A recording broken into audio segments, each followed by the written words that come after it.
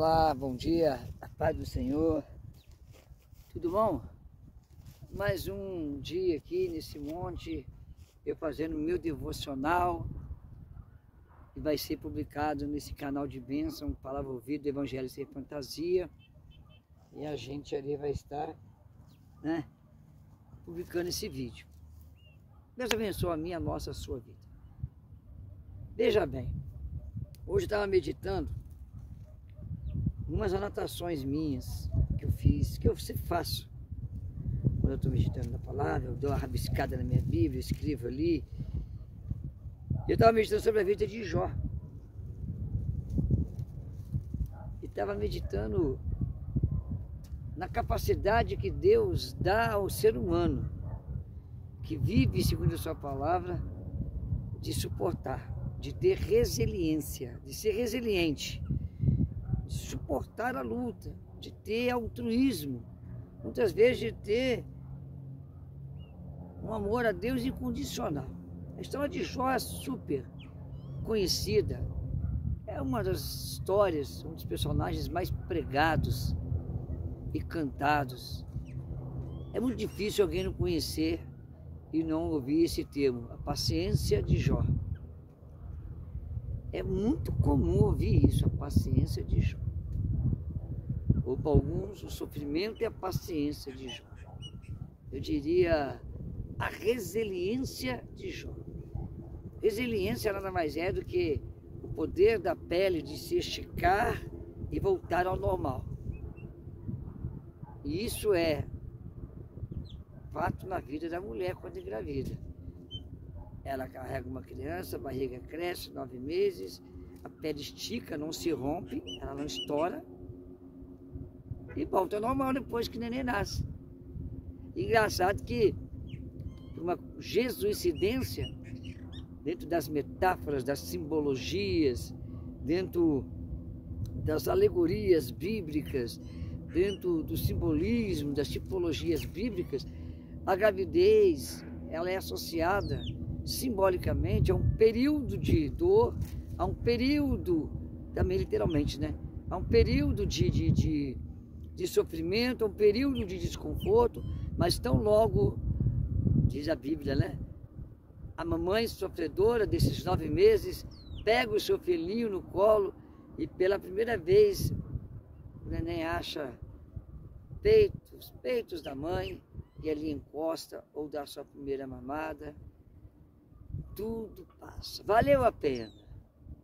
E a mãe então já se esquece naquele momento da dor que foi até o momento crucial do parto. Bom, Jó era resiliente. Se a gente pegar aqui no Jó capítulo 1, depois de todas as notícias ruins, a gente vai ver aqui no capítulo 1, versículo 22, ele falando, o narrador dizendo: em tudo isso, Jó não cometeu pecado e nem culpou a Deus. Ou seja, traduzindo, em tudo isso, no primeiro capítulo, capítulo 1, todas as notícias ruins que vieram, Jó não murmurou e nem blasfemou. Só que no capítulo 2, continua as aflições, não parou aqui não. Tem gente que acha que para aqui. Ele não murmurou, não blasfemou, ele continuou em silêncio. Ele ficou em silêncio mediante a prova, a luta. Ai meu Deus, isso dói, tá? Quando nós temos que aprender isso. Aí vem aqui, aí no capítulo 2, versículo 1, vem falando aqui, ó, aconteceu isso, aconteceu aquilo e tal. Aí o diabo vai lá diante de Deus e pede para fazer mais ainda. E no final, no último versículo do capítulo 2, diz: depois de tudo isso, Jó quebrou o silêncio e amaldiçoou. Amaldiçoou? Não foi a Deus, não foi ao ser humano, não foi a ninguém. Ele se amaldiçoou, ele praguejou o dia do seu nascimento. Ele falou no capítulo 3, pereça o dia em que eu nasci e a noite em que se disse, um homem foi concebido. Que esse dia seja trevas e que Deus, lá do alto, não se lembre mais desse dia. Olha, Jó ouviu em 2 etapas as tragédias de sua vida. Na primeira etapa ele fica em silêncio. Na segunda etapa manifesta-se a humanidade de Jó. Ele não aguenta. Mas quando ele leva a boca para amaldiçoar, Talvez o diabo, o inferno ali, todo mundo ali, em volta, o diabo, o inferno, a expectativa, a torcida, a plateia, todos estavam esperando dizer, maldito seja Deus, que Deus é esse que esqueceu de mim, que Deus é esse que não olha para mim, que Deus é esse que eu fui fiel, que eu orei, que eu jejuei, que eu fiz o bem, que eu fiz caridade, que eu blá blá blá, blá blá blá, blá blá blá, e pum! Não. Quando ele abre a boca para suar, ele fala, eu sou o culpado de tudo. Quando ele se amaldiçoa, foi um erro. Ele comete aqui um pecado, sim, mas não de blasfêmia, de murmuração contra a habitação divina ou contra qualquer pessoa, tentando jogar em cima de alguém, de outrem, tentando justificar e dizendo que ele era bom e que alguém era ruim e fazia tudo isso. Nem ao próprio diabo Jó atribuiu a culpa do seu sofrimento. Ele fala, eu sou o culpado. Eu. Não tem ninguém mais culpado. Não é Deus, não é o diabo, estou falando em outras palavras, tá? Não é ninguém, não é quem fez, quem deixou de fazer, não é a habitação divina e espiritual, não é a habitação do Hades infernal do mal, não, é eu. Por isso que o dia que eu nasci seja maldito. O dia que falou, é homem, nasceu, está vivo, seja em dia de trevas e Deus esqueça desse dia. Porque eu não sou digno. Que Deus se lembre do dia do nascimento. Porque eu estou passando e eu que sou o culpado. Em outras palavras, ele está dizendo isso. Ele quebra o silêncio, mostra a sua humanidade, mas não atribui culpa a nenhum outro ser, quer seres humanos ou quer seres espirituais. Bom, pulando rapidamente para o 42. Depois de todo o diálogo, os amigos de Jó, que dão conselhos errôneos, que falam o que acham que Deus, o que acham, o que eles achavam o porquê do sofrimento, o que eles achavam Deus em relação ao sofrimento de Jó, o que eles entendiam que Deus estava permitindo aquilo, o porquê que Deus estava... E eles deram então as suas teses. Foram 4 amigos, mas 3 falou besteira demais. Tanto que aqui no 42, Jó tem que consagrar, orar pelo sacrifício dos 3 amigos, porque Deus fala com eles, vocês falaram muita besteira, falaram de mim que nem tinham ideia, viu? Vocês falaram demais. E ali, Jó, depois de todo esse processo, aí nós vamos pegar aqui 3 capítulos, se não me engano, o 38, 39, 41, acho que é o 38 em diante, ou 39 em diante, até aqui o final, é um diálogo de Deus com Jó. É uma conversa ali que Deus, o Pai, chamou o Filho para uma conversa ali maravilhosa. É linda essa conversa, é linda. Depois de toda esta conversa, Jó então respira fundo. E pela segunda vez, então ele dá uma palavra. E Jó então responde a Deus. Eu sei, ó Deus, que tudo podes. Tu pode fazer todas as coisas e que nenhum de teus propósitos poderão ser frustrados. Eu sei disso. E é como se fosse um último diálogo. E Deus então fala com ele. Tu me perguntou, filho. Tu me perguntou quem é este que esconde o seu conselho sem ter entendimento. Tu indagou. Mas eu falei contigo. Aí Jó então reconhece toda a conversa e diz, sim, eu falei sem entendimento. Eu falei de coisas que eram grandiosas demais para mim, de coisas maravilhosas que estavam muito além do meu entendimento, que eu não conhecia.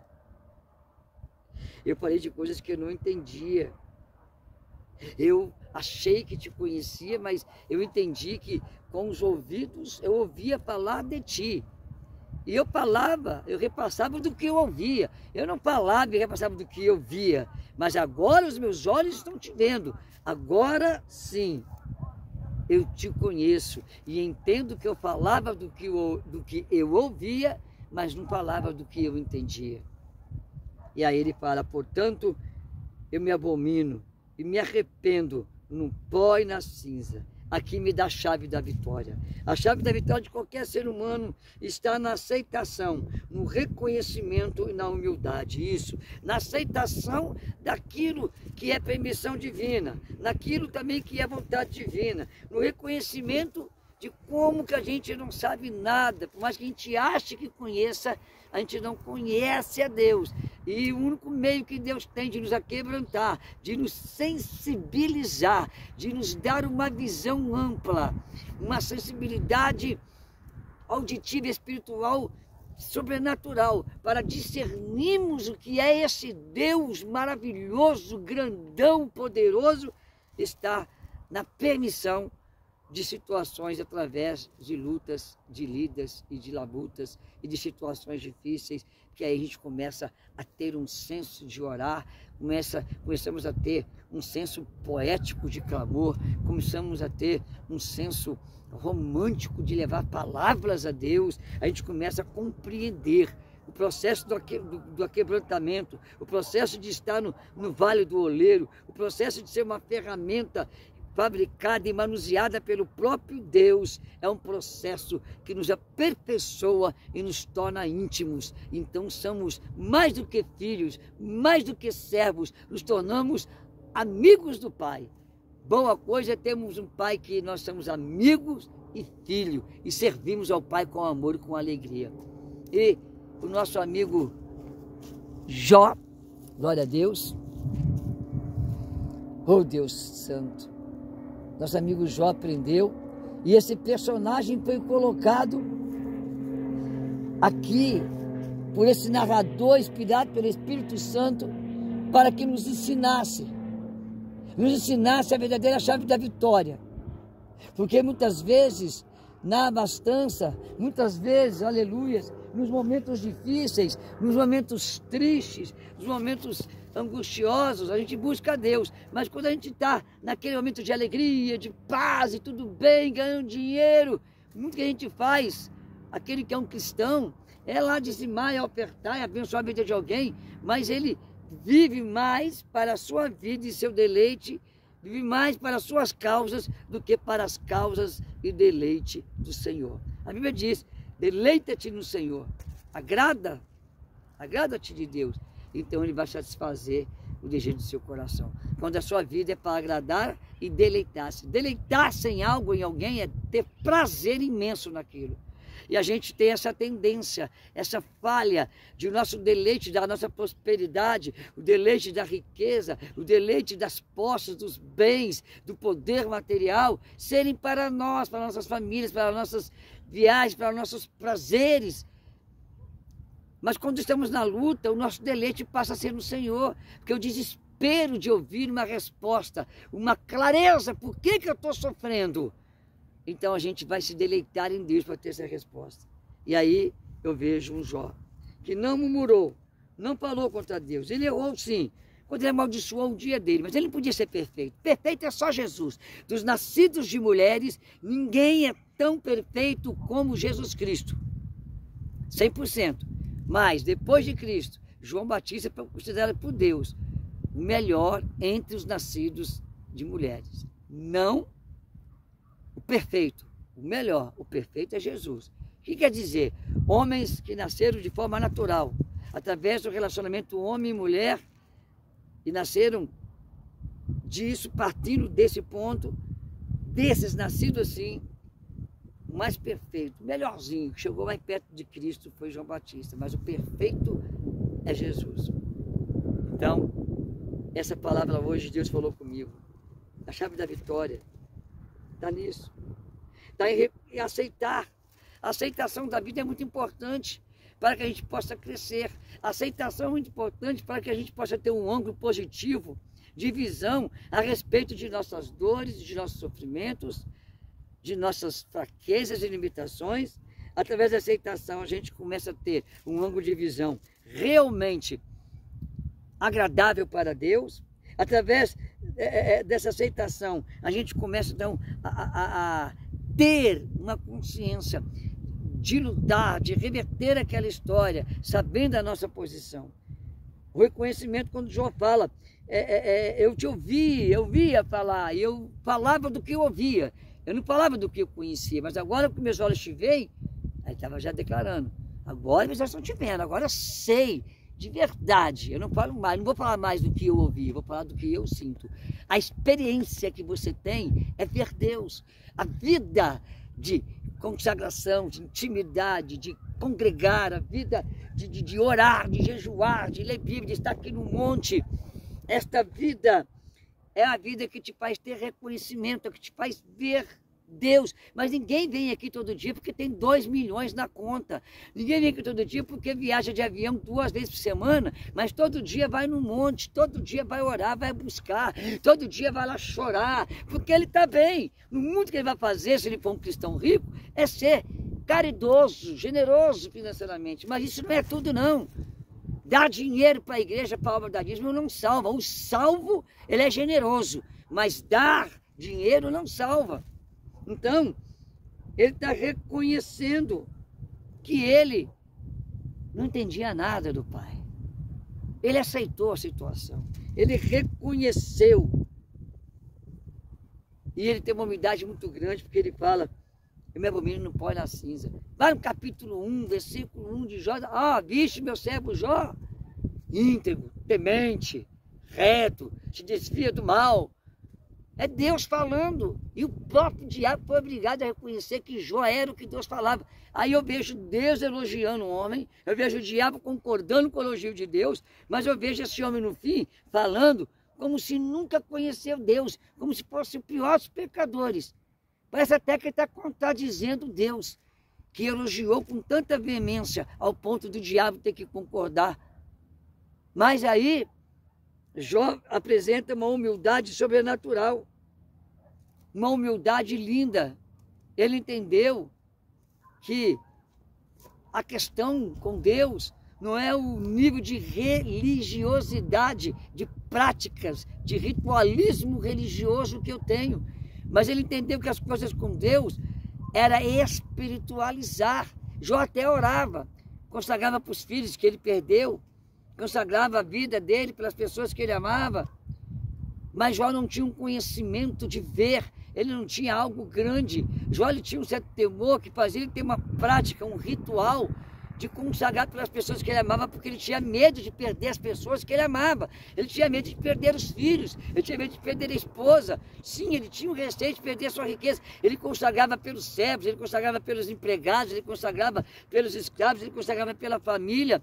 Ele tinha medos, e os medos levavam ele a rituais religiosos. Quanto de nós não temos medos e nos somos levados a ritos, a rituais religiosos, porque temos medos da morte, temos medo de perder quem amamos, temos medo de enterrar quem amamos, temos medo de viver numa miséria, de sentar na mesa e não ter comida, de sentar na mesa e não ter um almoço. Temos medo, e isso nos leva a uma prática religiosa, nos leva a buscar a Deus. Mas agora Jó está dizendo, em outras palavras, estou dando a minha interpretação da revelação desta manhã, Jó está dizendo: independente de qualquer coisa, eu agora vou falar do que eu vi, que agora eu vi. E quando eu vejo, eu sei o que é que estou vendo, porque eu toco, porque eu sinto, porque eu reconheço, porque eu conheço. Agora eu vejo, eu vou parar de falar do que eu ouço. Jó agora tem uma experiência de profundidade, de intimidade com Deus, e agora ele fala: daqui para frente só vou falar do que vejo. E depois que Jó passa todo esse processo, ora pelos amigos que falaram besteira, ele é restituído em dobro, 2 vezes mais. Ele é feliz, é 2 vezes mais espiritual, 2 vezes mais sentimentalmente, moralmente falando, é 2 vezes mais da prosperidade do ouro e da prata, é 2 vezes mais do seu relacionamento com Deus. Tudo é dupla honra. Agora ele vive realmente o que está escrito lá na frente, em Esdras, Neemias: a glória da segunda casa será maior do que a da primeira, em todos os aspectos. Resumindo, a gente acha muitas vezes que somos espirituais. A gente acha muitas vezes que temos uma vida de oração, de jejum. Mas na maioria das vezes, não é generalizando, mas em 95% dos casos no mundo, de pessoas que têm vida com Deus, ela é fruto do medo da morte. Ela é fruto do medo de enterrar pessoas que amamos. Ela é fruto do medo da miséria.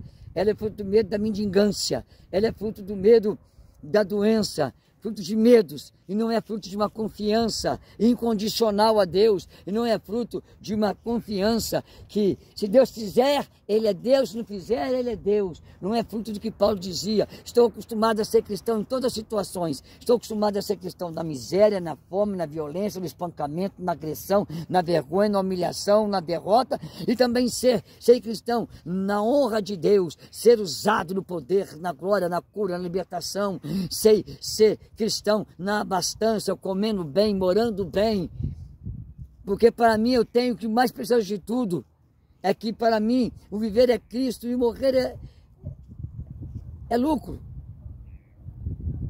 Paulo tinha a mente de Cristo, tinha uma visão cristã. Para ele o que interessava era somente ser um canal de bênção através de uma intimidade incondicional. Não dependia de fatores externos para ser quem ele era, mas o fator interno, a intimidade e a comunhão. É como o casamento. Prometo ser fiel na alegria e na tristeza, na doença e na saúde. É isso que Deus está falando, é isso que Jó nos ensina, é isso que Jó aprendeu, e Deus permitiu o autor escrever sobre este homem para que aprendêssemos. Nós achamos muitas vezes que somos espiritualistas, mas nós somos movidos de sentimentos. Sentimentos que produzem medos, receios, inseguranças. São essas coisas que nos mantêm em vida de oração.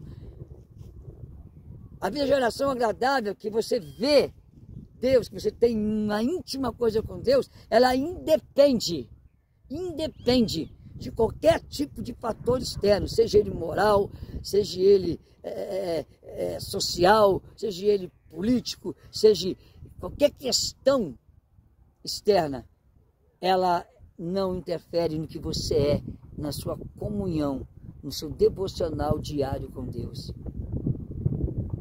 É como um homem que esteve numa mansão mais cara do mundo, orando com alegria, chorando com alegria, e agora ele é um mendigo comendo resto que cai no chão, e ele pega aquele resto que cai no chão.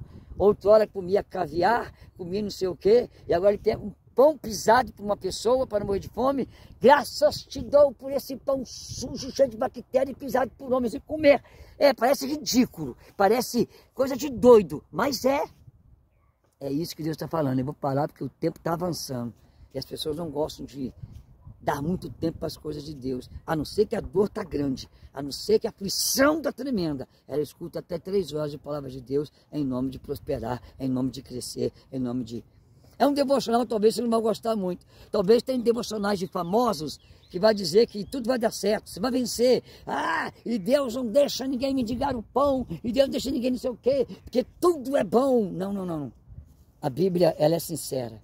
Deus nunca escondeu as qualidades de seus filhos amados, os personagens bíblicos, mas também nunca escondeu os erros e defeitos deles. Deus nunca escondeu que Israel, que Judá, todo o seu povo, todas as suas tribos já passaram fomes, já morreram de formas terríveis, viveram as piores humilhações, mas também já viveram auges, viveram coisas da vida, prosperidade, segurança jamais vistas.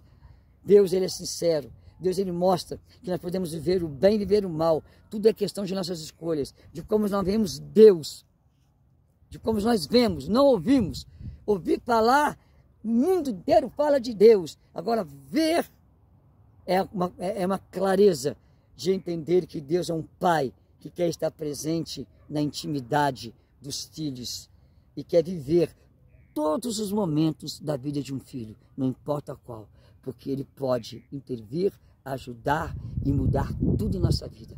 Senhor, que essa lição de Jó sirva de exemplo para todos nós e que possamos ter um novo ângulo de visão ao teu respeito, ângulo de visão que vai nos prosperar, que vai nos abençoar, que vai nos curar, que vai nos libertar, que vai reverter toda a situação, que vai avivar, que vai renovar, que vai transformar, que vai trazer vida aonde há morte, vai trazer alegria e esperança aonde há depressão, angústia e tristeza. Eu profetizo a unção, a vida, a qualidade de ser daquele que vive do que vê em ti, ó Pai.